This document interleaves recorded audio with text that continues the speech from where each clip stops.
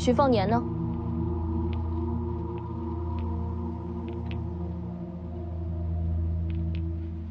问你话呢？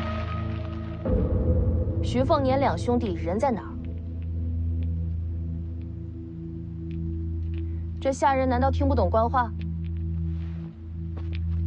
你在踩我的菜！大胆！等等，你为什么推我？你踩坏了我的菜，你为了这些菜推我？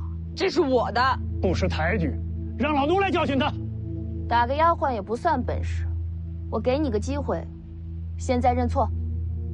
是你先踩进来的，把这菜园给我毁了。是，快！是。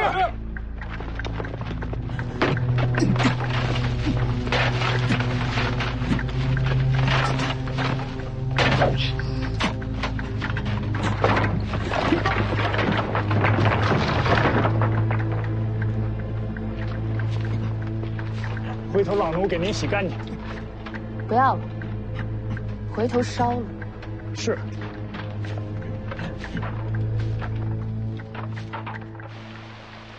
唉，你这地瓜烤的，比老黄差远了。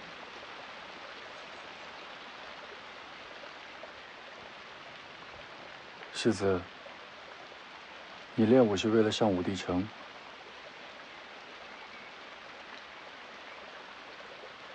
连你也觉得不可能啊？为什么不可能？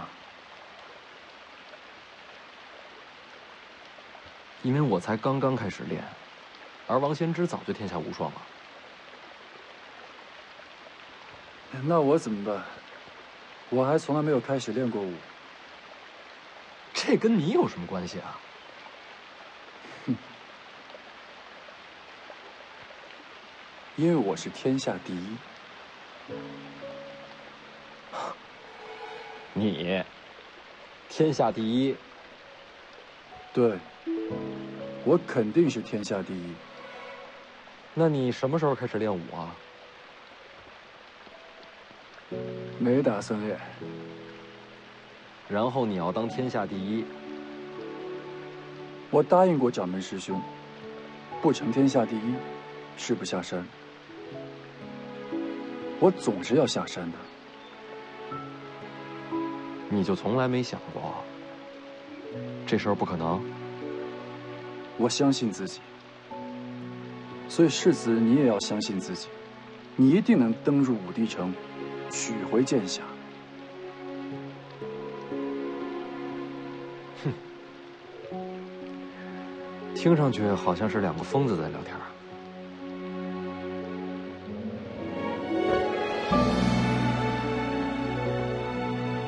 连自己都不相信，还有什么能相信？徐凤年，你一定能登入武帝城。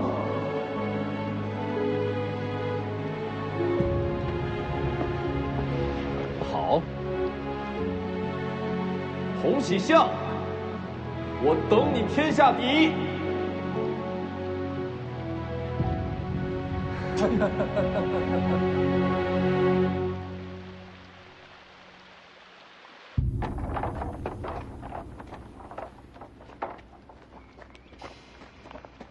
都办好了。认错。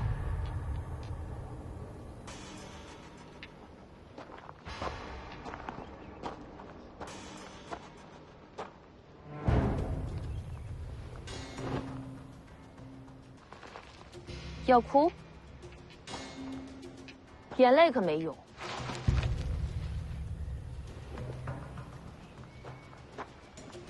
放肆！别过来！眼泪没用这种事儿，我早就知道。跪下！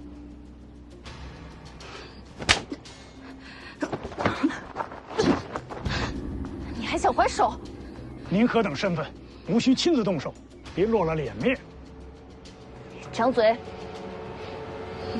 打到认错为止。是，上！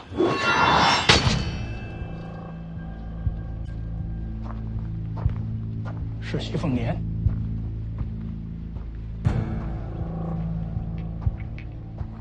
这位想必就是北凉世子了。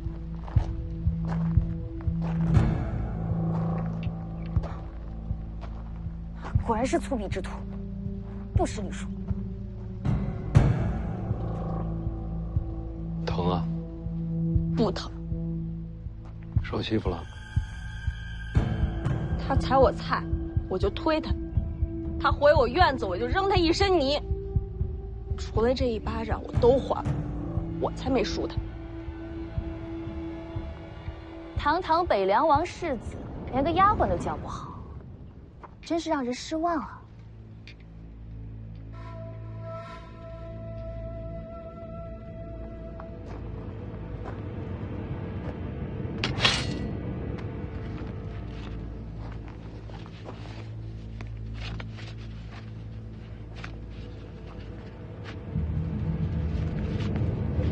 你这是什么意思？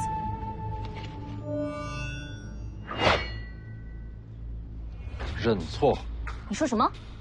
我背后这丫头本世子欺负得，你们欺负不得。怎么，世子也不问问我等来历就想动手吗？打狗还问名字吗？哼，世子倒是尖牙利齿，怕是你没这本事。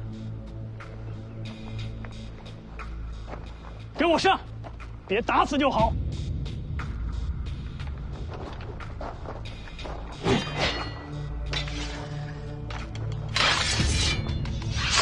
这就收到了。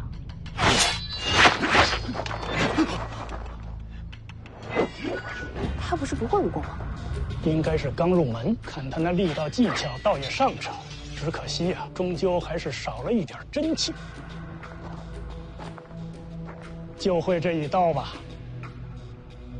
这老白脸是你相好啊？杀了他！找死！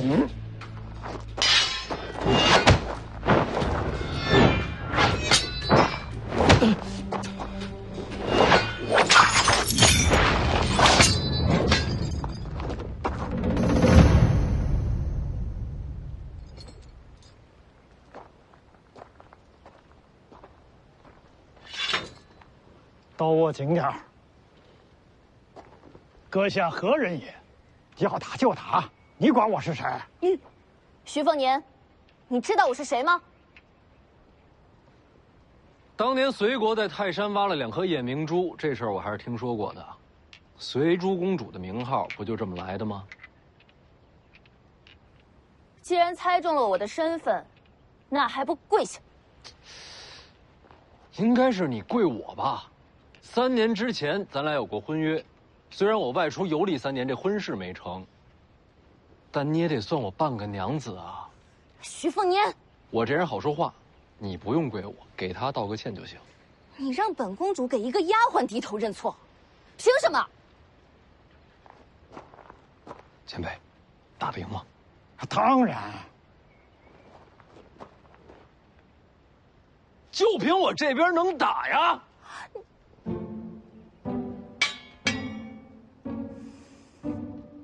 对黎阳公主出手，孙雕四在，拿下他们！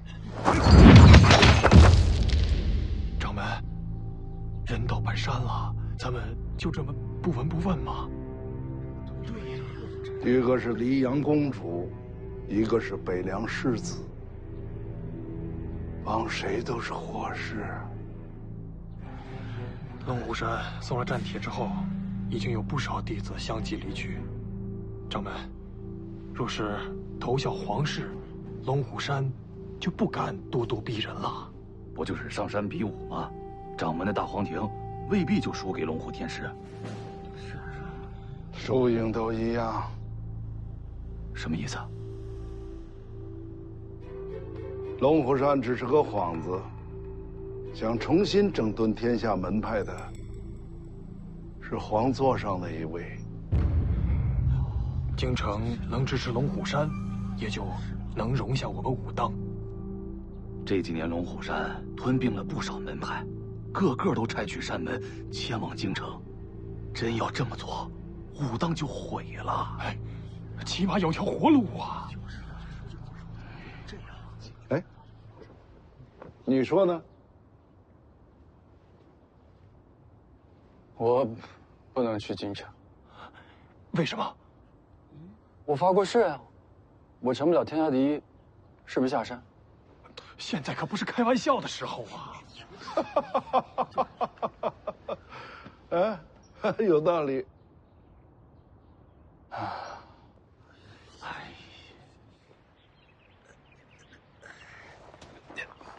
这会儿可以认错了吧？你到底要怎样？听不懂人话，叫你认错。不用认错，我只要我的菜园儿。什么？还我菜园儿！你好大的胆子！那就不认错，赔菜园。这破烂菜园能值几个钱啊？我说它值1000两黄金。好，1000两就1000两，回头给你送过来。回头？想赖账啊？现在没钱。手上拿的那是什么？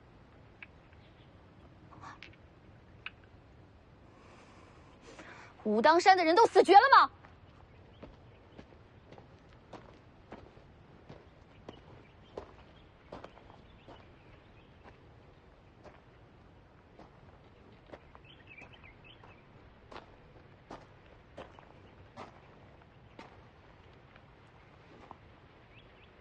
你是武当的？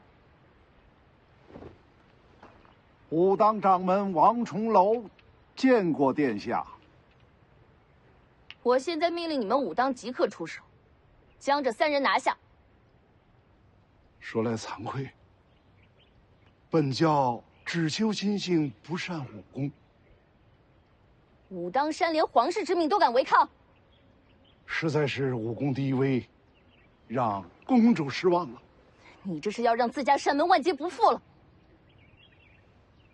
哎，我刚刚听到殿下跟世子说起了黄金，倒不如由贫道先替公主垫上吧。那可得让公主先写个借据，按个手印儿。很好，武当这是要当徐凤年的狗了？你这么说话，怎么跟人借钱？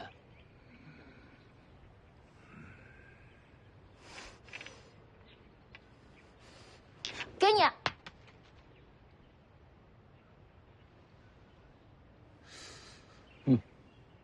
一颗算你500两吧。都给你。前辈，请收刀。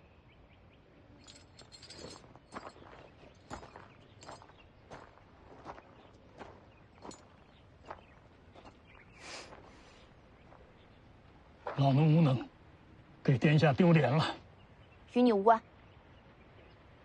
行了吧？你得问他。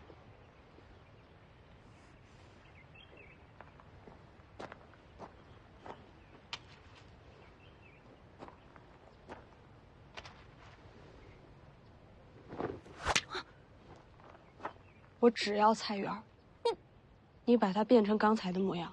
那个，这丫头不识货，你那俩珠子，不要的话给我。你要，我偏不给。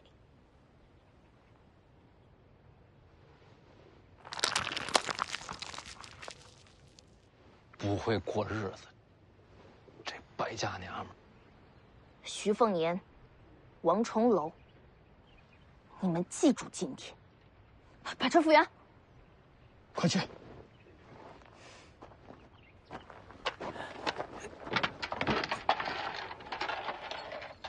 停一下！又怎么了？我想了想，你的人太脏了，还是别动我的菜园了。你是故意羞辱我？你给了我一巴掌，我羞辱你，勉勉强强算还清了。你还有什么话说？公主请自便。寻龙巷呢？殿下是来找我弟弟的，嫁我不成就要当我弟妹？你别欺人太甚了！我弟弟已经被人带去龙虎山了。不信你问掌门。贫道可以作证。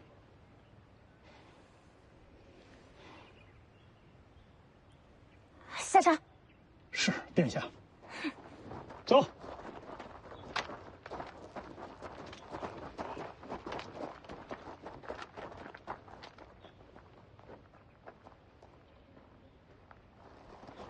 掌门，这可太不给公主面子了。世子可有闲暇聊上几句？等我一会儿。贫道在世子练刀的瀑布处等您。马上就来。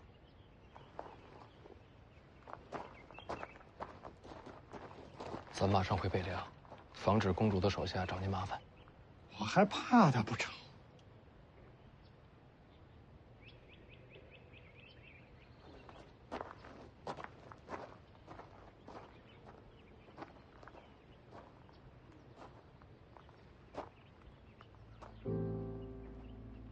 解气了？我没惹他，是他先踩我菜的。我知道，他是找你来的。是我连累你。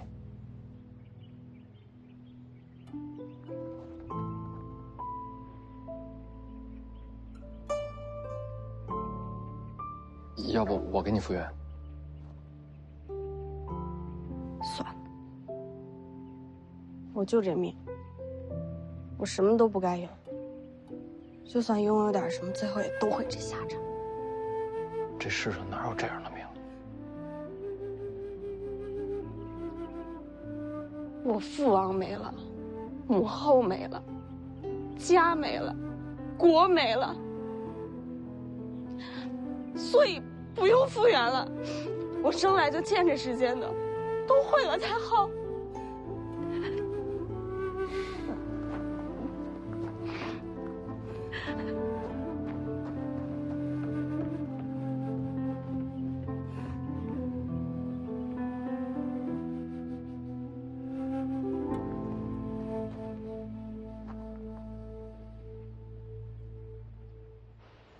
公主殿下，都是老奴无能，让殿下受辱了。派人查查，徐龙相是不是真的去了龙虎山？是，殿下。你觉得徐凤年怎么样？回殿下，此人胆大包天。胆子大不大不重要，关键是人够不够聪明。此人倒是言辞犀利，应该不是愚蠢之徒。我觉得正好相反，此人莽撞无知，是真正的蠢材。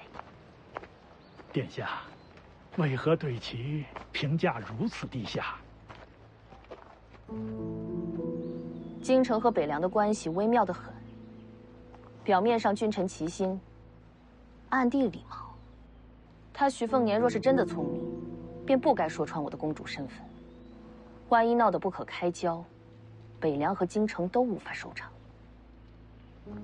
哦，殿下方才是故意惹怒徐凤年。这次来武当，一呢是为了徐龙相，二呢也是想亲眼看看他是什么样的人。你还真以为我急着赶过来就是为了和他吵架？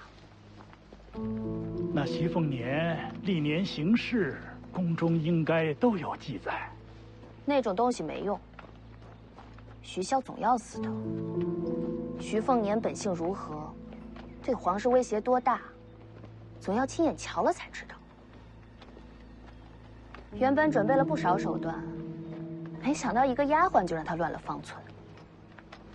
北凉交到这样的人手里，也算是徐家气数将尽了。当如殿下所言。我觉得你命还可以，虽然是历尽苦难，但终究最后做了我的丫鬟，也算是否极泰来了。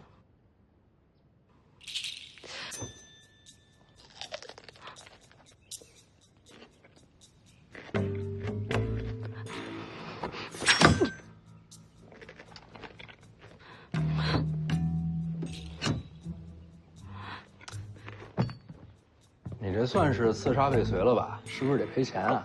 我扎地。那你不是脑子有病吗？匕首扎地了？是啊，就你最聪明。你刚刚故意挑衅嘛，就为了让那公主觉得你冲动易怒，是个白痴。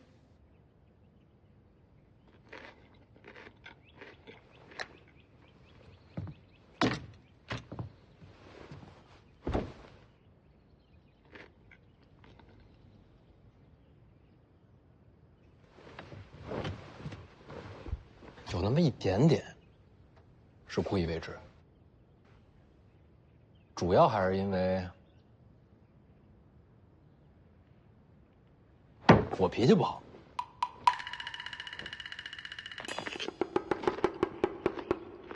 那你就是真白痴。你呢？明知道对方人多势众，你还针锋相对，那不是自找苦吃吗？这世间如铁石利刃，我偏就不服软。你这样，那随珠公主恨死你了。比起我，更恨你才对。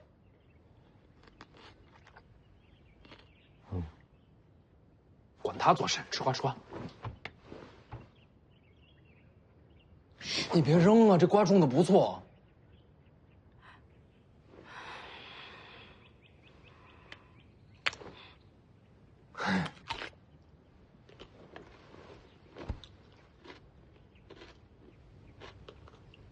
这还有几根。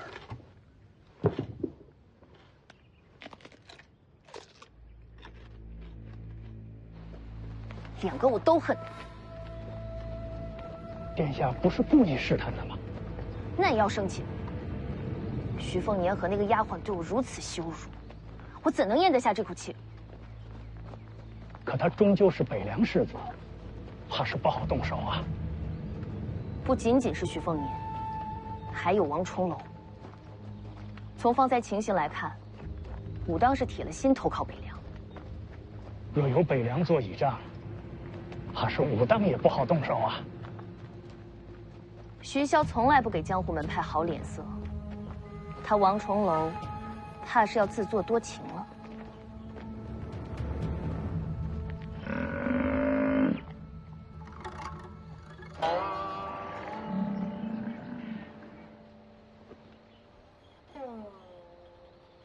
前方何人在此挡道？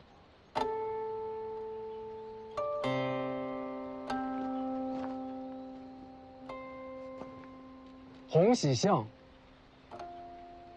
洪喜相，王重楼的小师弟。正是。因何拦路？掌门师兄一意孤行，想要与朝堂为敌。我等武当上下，愿拨乱反正。哦，这是要反你家掌门了？也不是反，只是寻一条活路，总不能让师兄把武当拉下深渊。王重楼修成了大皇庭，你一个小道士，靠什么拨乱反正？平日确实是拦不住，今日却有个机会，请二位随我回去。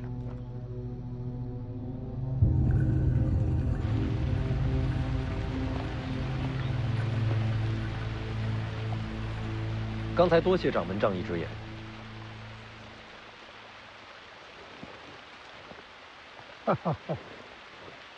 不是仗义，是功利。方才那局面，我为您说话，就是要告诉公主殿下，武当已为北凉马首是瞻。其实掌门可以两不相帮。世子觉得江湖如何？肆意洒脱，令人向往。江也好，湖也罢，原本无足轻重。朝堂之争才是水下暗流，能激起滔天巨浪。所谓江湖门派，不过是水面上的几叶扁舟，若无根基，随时便有倾覆之象。眼下最大的两股暗流，便是京城与北凉了。武当已处在积水滩头，若再是瞻前顾后，两不相帮，终将被巨浪吞没。我大概明白了，武当是想投入北凉旗下，自保罢了。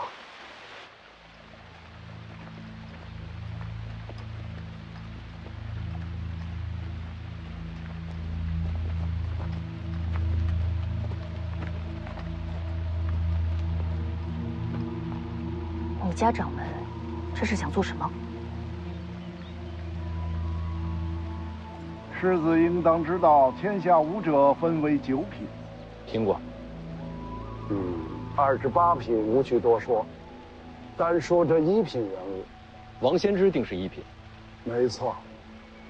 可1品之中，又分为4重。第1重金刚镜，金刚镜才是武者登堂入室，外敌难坏，根骨不朽。陪您上山的那位，大约就是这个境界。过了金刚镜，便是指玄，更是妙不可言。建九皇就曾是指玄境。老黄，您说他曾是指玄？吴地城头一战，建九皇最后一式6000里，已是稳稳的天象境界，已经很了不起了。确实，天下众生能入天象者屈指可数。武帝城王先知，在这重境界已做了半辈子，实在是高不可攀呐。1品4重境界，金刚指玄天象，这才3重啊。最上一重称为地仙，这重境界也就只是传说了。往上再无景色了。1品之上可称天人。怎样才算天人？4重境界虚无缥缈，我应该是看不到了。掌门特地跟我说明这些，又是为何？听说世子想要登上武帝城，那最起码也要到指玄境。世子天资没有问题，就是起步晚了。那也没办法，我慢慢练吧。武当大皇庭虽非天下最强武学，可绝对称得上特别啊！怎么个特别法？大皇庭能改人根骨，这世子应该知道。除了改人根骨，大皇庭最神奇之处，就是替人做嫁衣。嫁衣？修大皇庭者，可将一身真气送与他人。真气送人？那你们人人修炼大皇庭，集中到一人身上，岂不是天下无敌了？启禀公主，大皇庭极难修炼。近些年来，除了我家掌门一人，无人习得。那还好。而且还有一个苛刻条件，就是大皇庭只能传于从未修炼过真气之人，而且传送之后，具体吸收多少，要看天命，往往只有10之5、6。你要把大皇庭传给我？等等，传完了真气你会怎么样？真气散尽，自然是命不久矣。你疯了吗？听到清醒的。你为了帮我，你命都不要了，我跟你不熟啊。不是为你，是为武当。我说得很清楚了，依靠北凉，武当才能传承下去。许萧不会同意的。不重要，只要看到我为你传功，谁都会相信。武当已是北凉麾下门派了。谁能看到啊？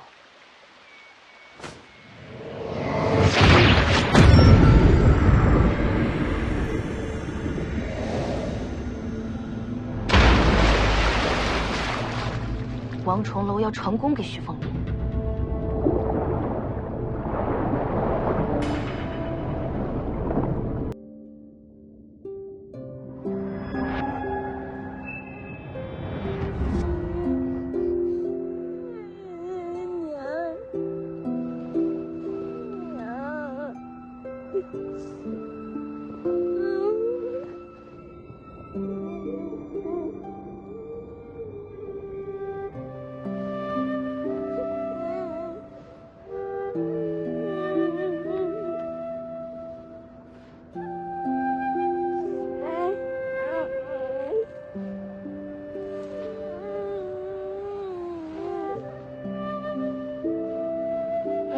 死了，活不过来了。可是你还有爹，还有姐姐，还有弟弟，我全家就剩我一个人了。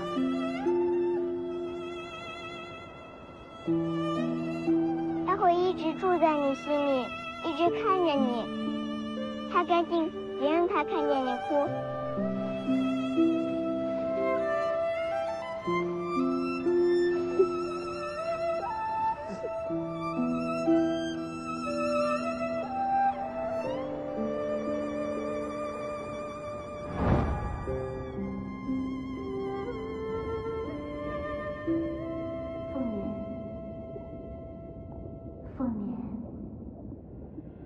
凤年。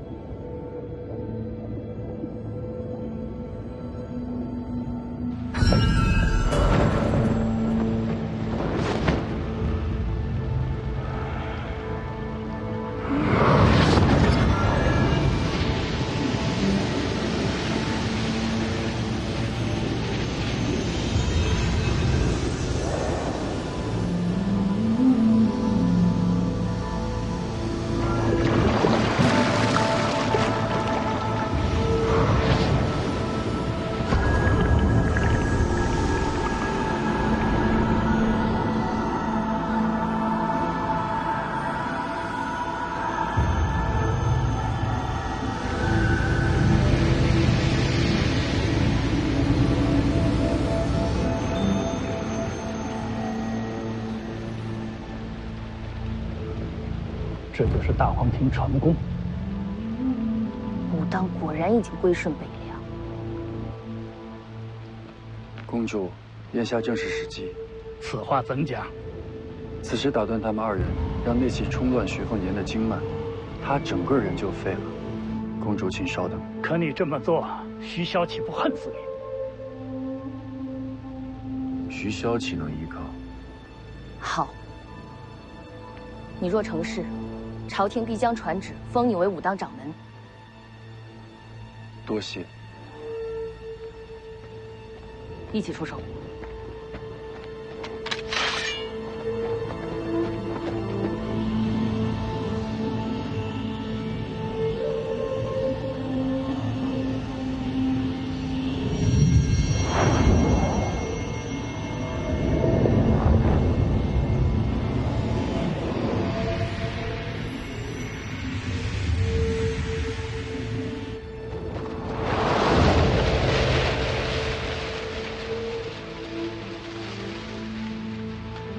是谁？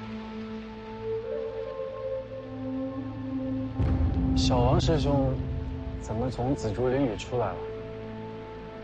别再上前了。再这么下去，掌门师兄一身功力就全废了。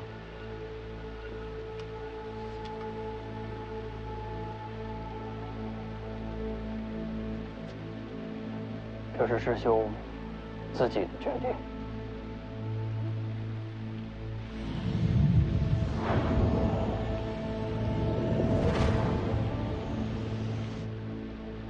怕是要来不及了。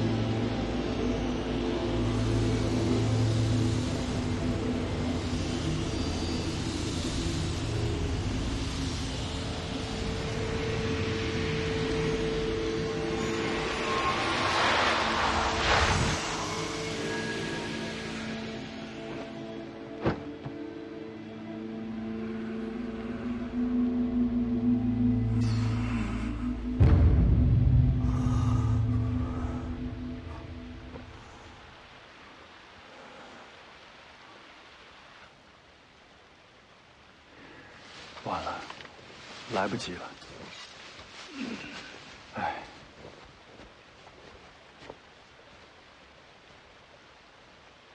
殿下，势不可为呀，还是走吧。你们这是害了武当。小道士，要不要跟我们一起下山？公主，我就不下山了。掌门师兄功力全失，武当定会重选掌门。我想试试，若能成为掌门，或能力挽狂澜。很好，你放心，朝廷必定全力支持你兼任武当。多谢公主。那许凤年快醒了，还请公主速速离开。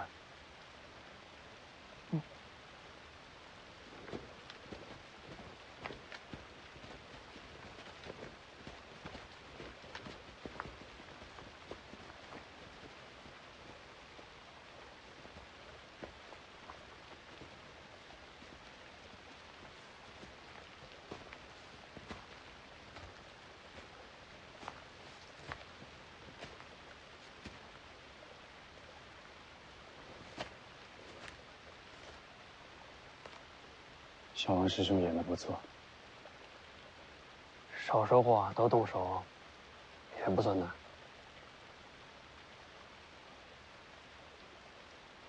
去看看掌门师兄吧。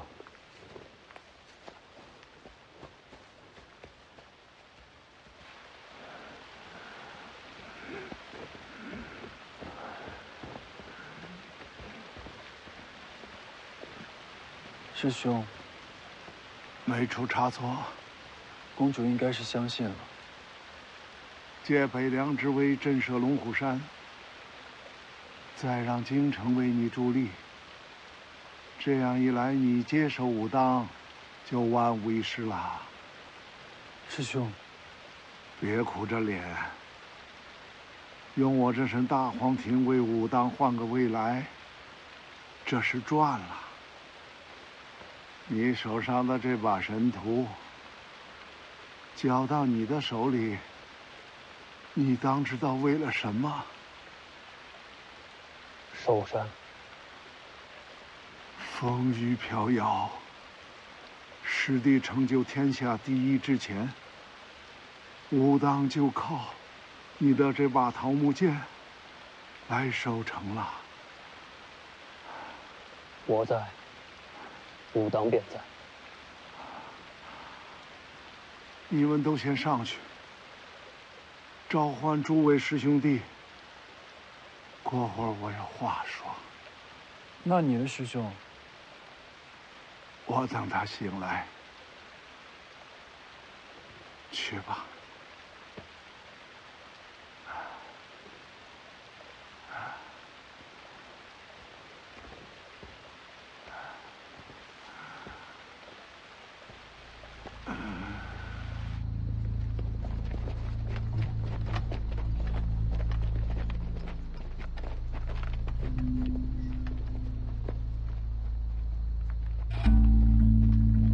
殿下，未见有人追来，即刻回京城。是殿下。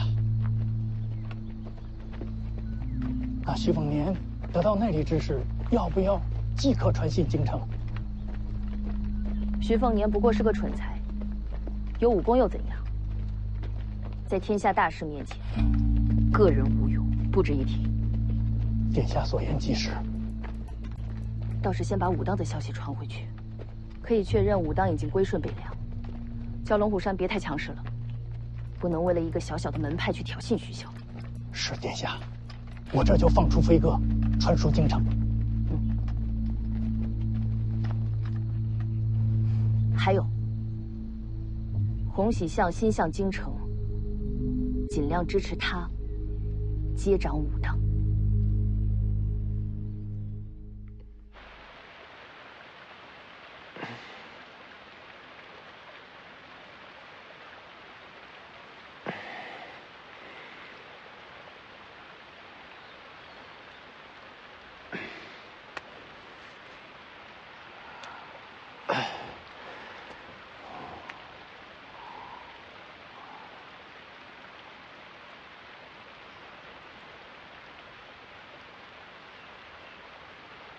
衣服怎么没湿啊？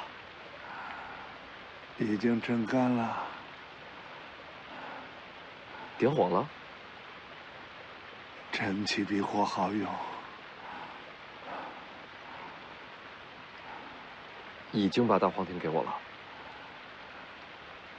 给了。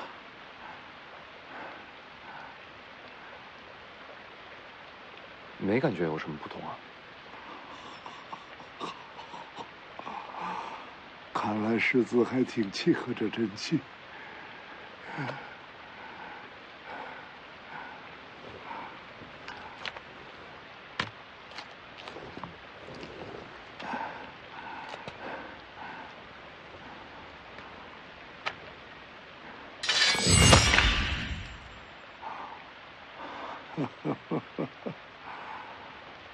真气能留下几成？就看你自己的造化了。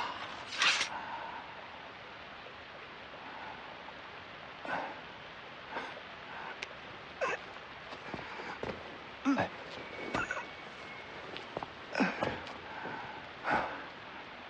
多谢。要上山顶，我扶你。有劳世子了。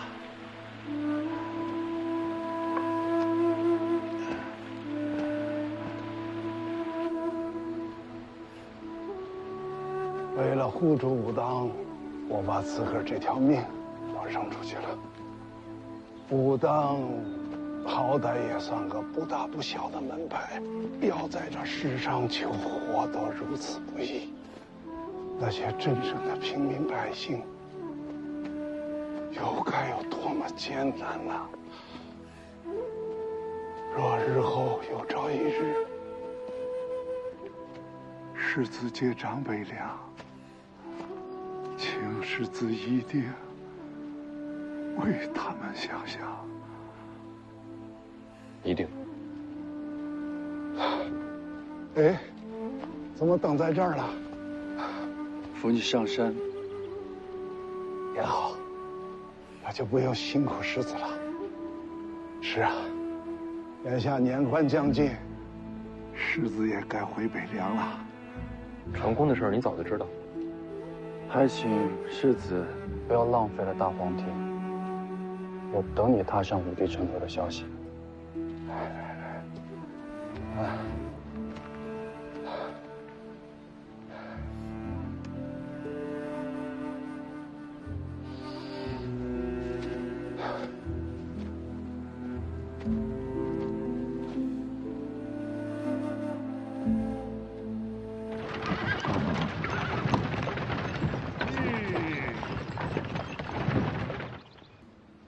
怎么回事？人被龙虎山接走了，应该是剑九皇的手里。还有世子。世子怎么了？王重楼将一身大黄庭传给世子了。随珠公主已经认定，武当归属北凉。自保。除了这点意外，其余都如王爷所想。随珠公主亲眼见到世子顽劣不堪，从今往后京城应该会对世子放心了。哎，对了，义父让我问你，要不要找个机会回北凉啊？我留在京城，对王爷更有用处。你辛苦了。走了。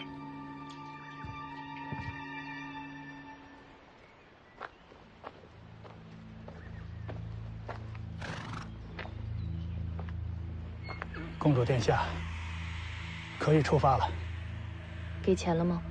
给过了，5文钱。这些小民也是辛苦，给店家再送5文。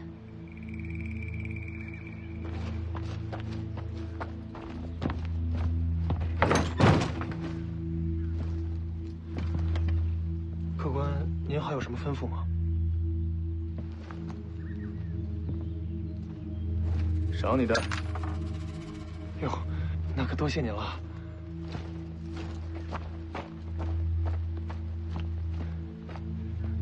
殿下，钱给到了。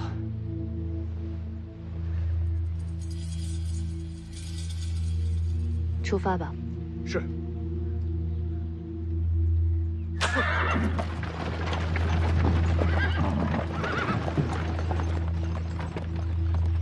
孙雕四说的没错，随珠公主刁蛮的外表下，藏着颗多疑的心。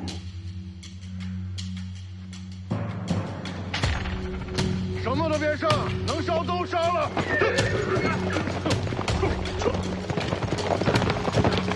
去武当接世子回家。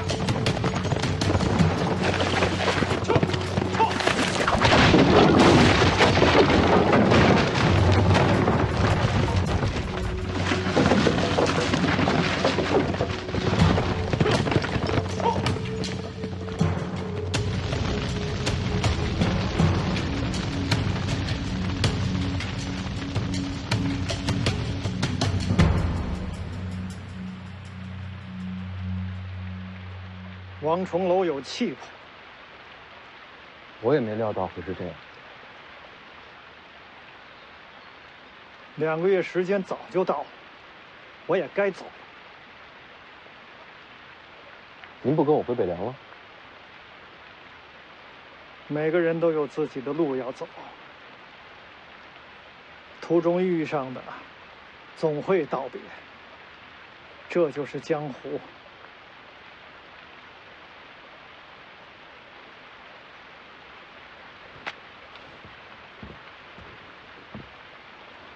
多谢前辈授业之恩。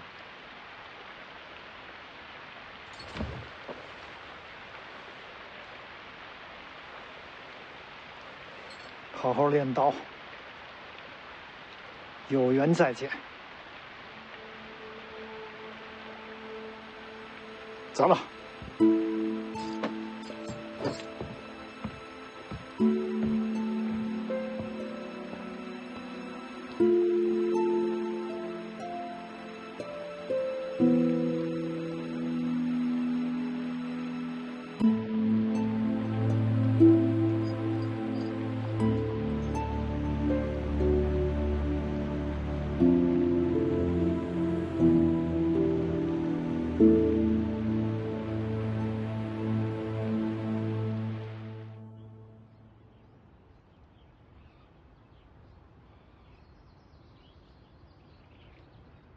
都来了，掌门。好。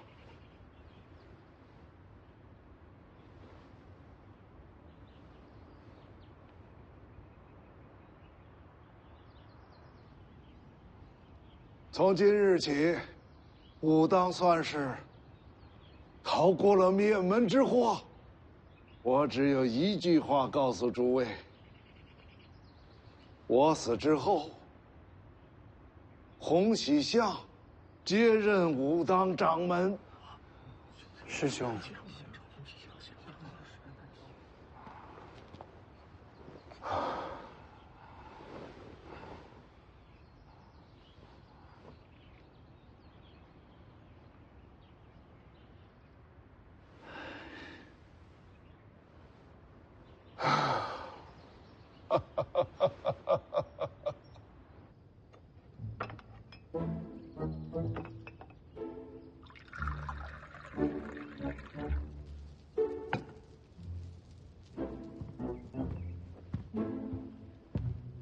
好像擦不掉啊。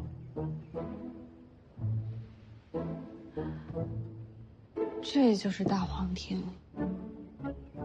江妮，你说我是不是不应该来武当啊？别得了便宜卖乖，你如果不要，可以给我。传功会死人的，死了最好。再说我也不会传。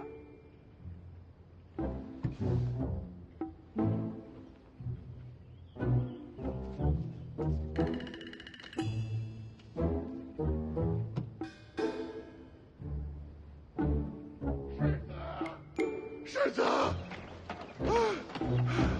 世子，你想我了没有啊？啊，龙兄想死你了。江妮，咱们该回家了。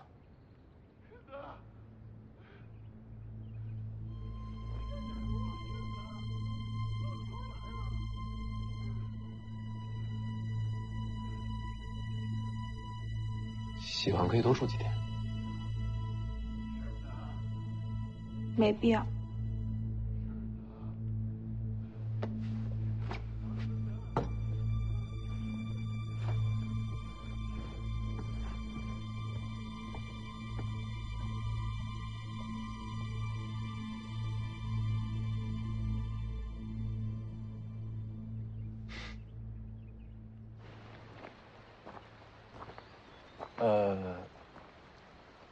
掌门师兄说他现在上下山太慢，所以就不送世子了。你帮我转告他，我欠武当的，永远不会忘。嗯，这是武当自家的真气炼法，有了大黄庭，可以参考下。就此别过。跟你商量个事儿。那茅屋先别拆，院子里再帮我种点蔬菜。种什么？就跟之前一样。你又让我去偷菜园？你是下任掌门，不难。世子，你还是赶紧走吧。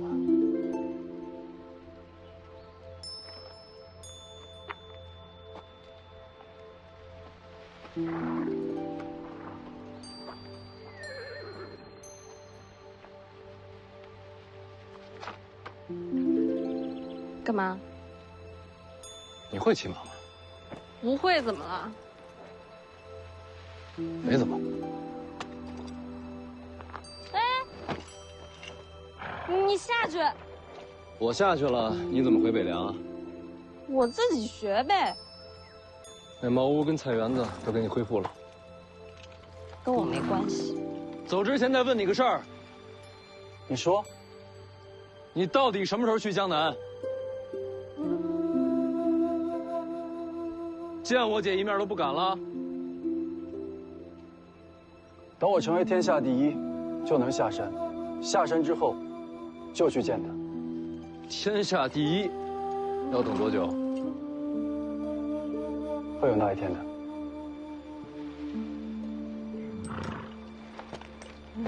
回北凉。走。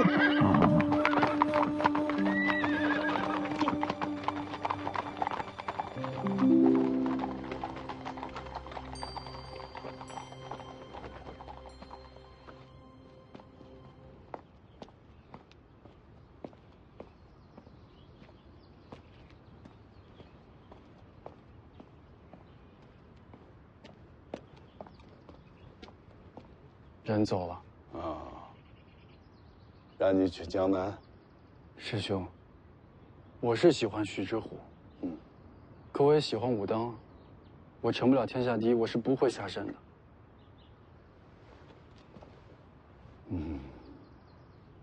苦了你了。我不苦，我只是担心，您把希望都交在我身上。可如果我成不了天下第一呢？哎，咱俩可是多年没有一较远近了，怎么样？今日比试比试？不好吧？不敢了。比就比。好。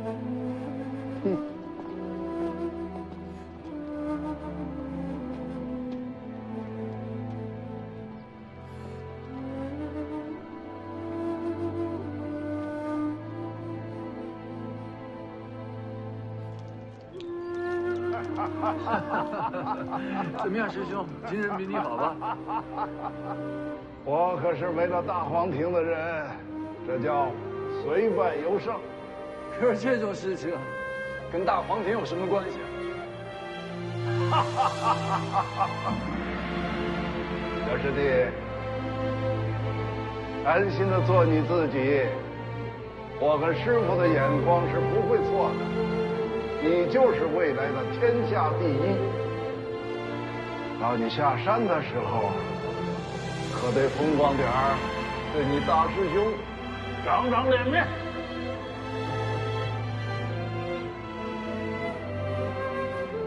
好，天下第一。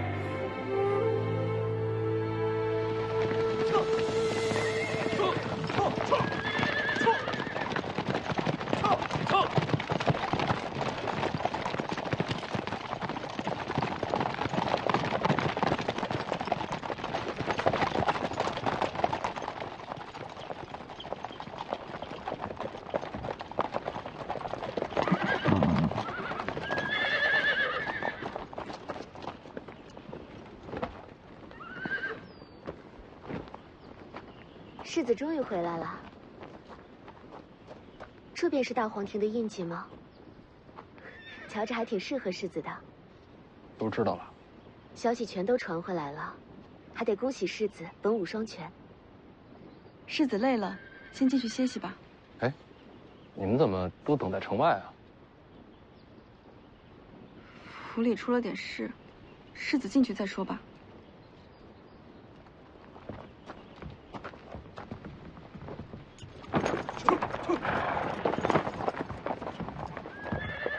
正好，儿子，终于把你等回来了。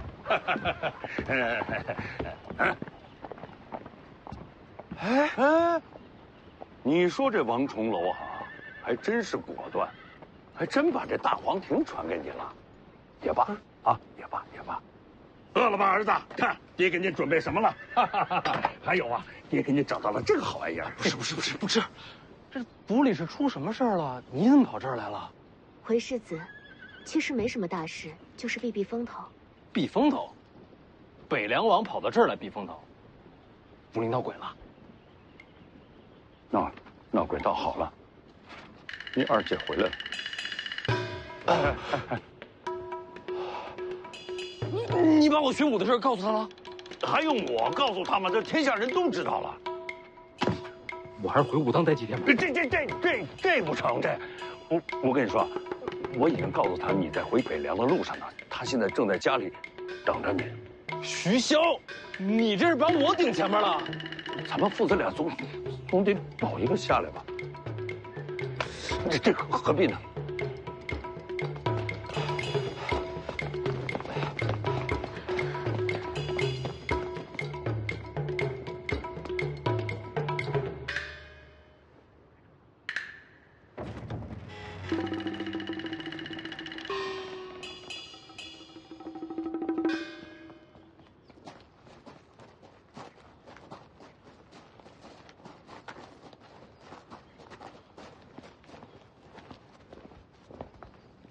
你看见他了？他应该在我院里。你们先回自己房间吧，我一个人见他。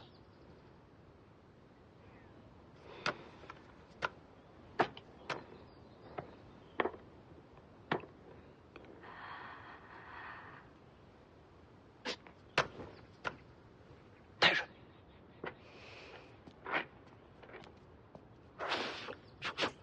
定接过徐子淇。我是觉得自己无法胜任这千斤重担。够了，姐，你想怎么做，随你。多谢姐高抬贵手。姐，你去哪儿？姐，你消消气。我马上回上医学宫，看不到你，我就不生气了。你这就回去？年都不过了。这我亲手给你刻的，你好歹看看。哎，我看过了。姐，我不是小孩了。你们都想让我接手北凉，没问我愿不愿意吗？你有什么资格说你不愿意？每个人都应该决定自己的活法。你什么都不明白，白活了这么久，你连你自己身上的责任都看不到。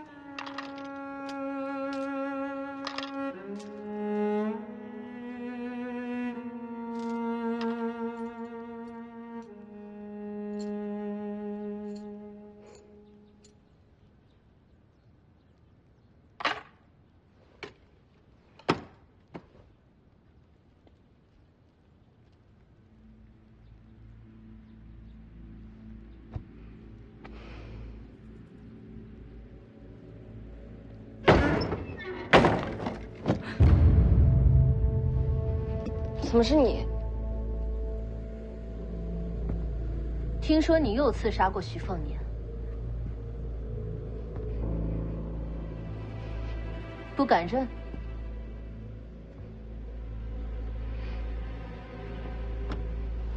是，我是刺杀过他。我警告你，别忘记自己的身份。怎么？丫鬟就不能刺杀世子了？我跟你说最后一次，如果伤到许凤年，我一定会把你扔到井里，封了井盖，让你就这么烂在井里，永世不能再见到天日。听懂的话，白纸黑字写下来，发誓你以后再也不会对徐凤年出手。行啊，写字是吧？你给我支笔，越大越好。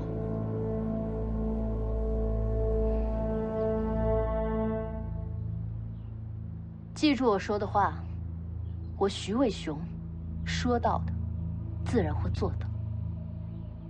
巧了，我也一样。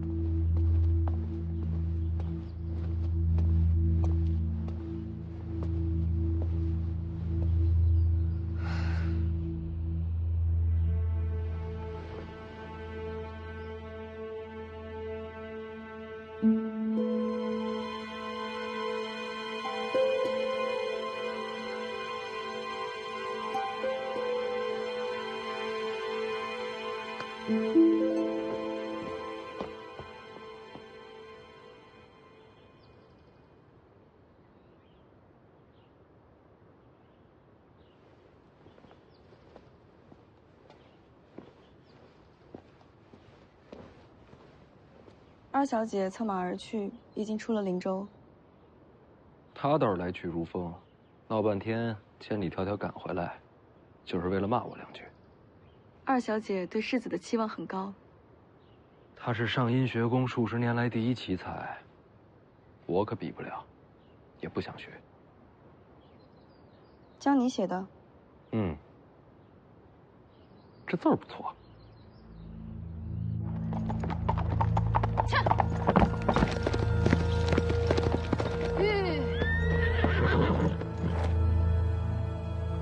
陈之豹，你在上阴学宫，应该学了诗书礼乐。我学什么，与你何干？学了这么多，杀气还这么重。我觉得上阴学宫很适合你。所以呢？所以如果没事的话，你就别再回北凉了。你觉得我是乱世之一？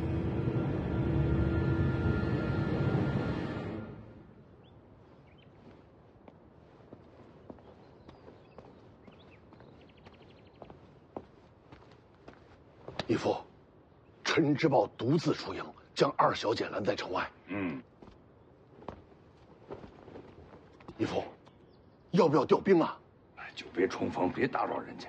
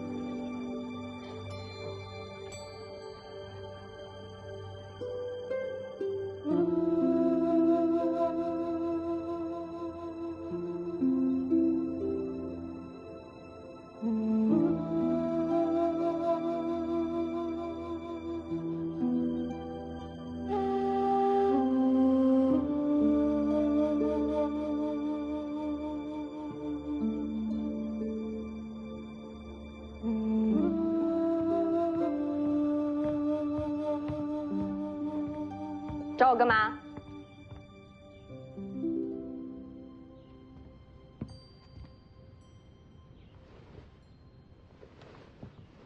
大黄庭怎么没了？王重楼不发功的时候，也看不出来。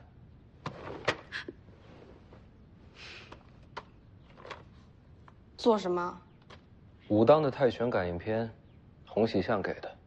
给你的，我又没大黄庭。我懒得读，不如你念给我听。想得美。每读一字，给你1文。1文钱。1字1文。2文。就1文。你多读几本，一样能读穷我。不止1本。你想啊，我要习武，就得读书。就说眼前这一本《太玄感应篇》，我让红薯粗略算了算，大概6000来字。全本读完，我算你7贯钱。开张酬宾，你很划算。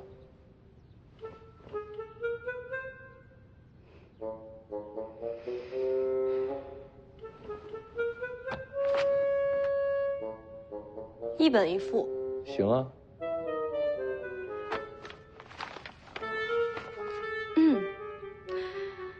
有物混成，先天地生，惟象无形，杳杳冥冥，寂寥淡漠。太死板，有感情些。有物混成，先天地生，稳重些。你到底要怎么样？我花钱请你读书，你是不是应该有点质量？我出去一趟，你先读着，好好想想怎么读最合适，我再回来听。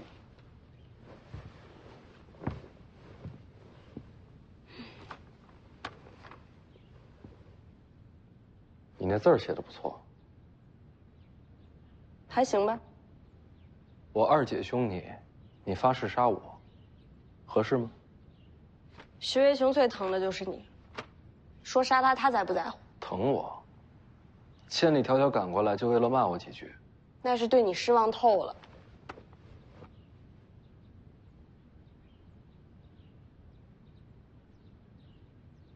你说我二姐为什么一定要让我接受北凉啊？这不废话吗？我二姐最痛恨的，就是世家门阀嫡子传承那一套，所以她让我接手北凉，肯定不是为了徐家血脉，她有别的原因。那你不愿意接手北凉，到底是为什么？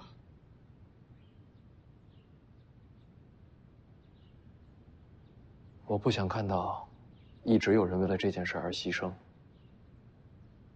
那你什么都不做，那些人不就白牺牲了？